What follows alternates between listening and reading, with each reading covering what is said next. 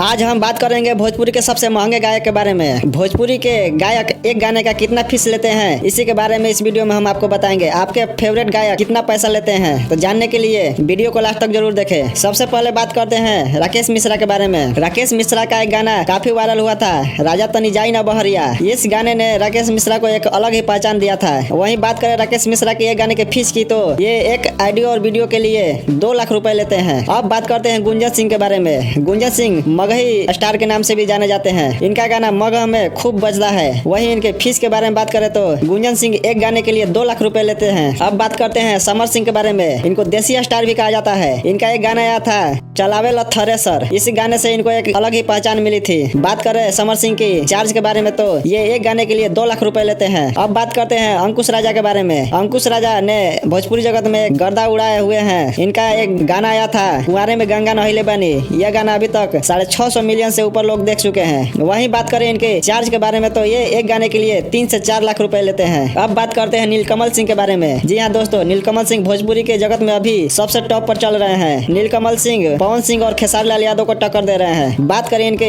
गाने के फीस के बारे में, तो ये एक गाने के लिए 3 से 4 लाख रुपए लेते हैं। अब बात करते हैं प्रमोद प्रेमी यादव के बारे में। ये एक गाने के लिए 2 लाख रुपए लेते हैं। अब बात करते हैं अहिरान स्टार टुनटुन यादव के बारे में। ये काफी रंगदारी गाना भी गाते हैं और जातिवाद भी गाना गाते हैं। इनकी एक गाने के फीस 2 लाख रुपए है। अब बात करते हैं अरविंद अकेला कल्लू के बारे में। कल्लू बचपन से ही गाना गा रहे हैं भोजपुरी इंडस्ट्री में। 7 साल की उम्र से ही भोजपुरी इंडस्ट्री में गाना गा रहे हैं। वहीं बात करें इनके फीस के बारे में, तो ये एक गाने के लिए 2 से 3 लाख रुपए चार्ज करते हैं। अब बात करते हैं रितेश पांडे के बारे में। भोजपुरी का सबसे बड़ा गाना अभी रितेश पांडे के नाम से ही है, हेलो कौन 1000 मिलियन होने जा रहा है। जी हाँ दोस्तों, रितेश पांडे का हेलो कौन गाना अभी लगभग 970 मिलियन के पास पहुंच चुका है। बात करें इनके एक गाने के चार्ज के बारे में, तो ये 3 से 4 लाख रुपए चार्ज करते हैं। अब बात करते हैं खेसारी लाल यादव के बारे में। जी हाँ दोस्तों, ट्रेंडिंग स्टार खेसारी लाल यादव अभी भोजपुरी में इनका दबदबा बहुत ज्यादा है। हालांकि अभी एग्रीमेंट में ये फंसे हुए हैं, लेकिन इनका गाना अभी एक फिलहाल में आया है नींबू खरबूजा भइल 2। ये गाना अभी यूट्यूब पर तांडव मचाए हुए है। वहीं इनके एक गाने की बात करें तो ये 12 से 13 लाख रुपए चार्ज करते हैं एक गाने के लिए। अब बात करते हैं पावर स्टार पवन सिंह के बारे में। जी हाँ दोस्तों, भोजपुरी के सबसे महंगा सिंगर पवन सिंह है। इनके गाने